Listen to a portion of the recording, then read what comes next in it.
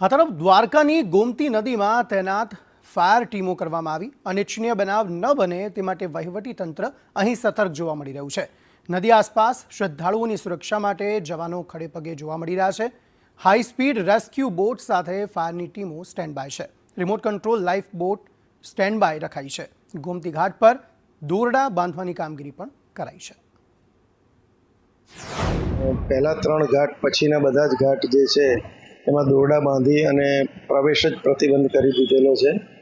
અને એક જે બોટ જે છે આપણી ફાયરની હાઈ સ્પીડ બોટ એ 2 બોટ અને માણસોને રાઉન્ડ ધી ક્લોક 2 શિફ્ટની અંદર રાખી અને એનું પેટ્રોલિંગ કરે કે જેથી જે શરૂઆતના 3 ઘાટ છે એમાં પણ લોકો નાહવા જાય તો 5-10 ફૂટથી વધારે આગળ ન અંદર ઉતરે તકેદારી રાખવા માટે।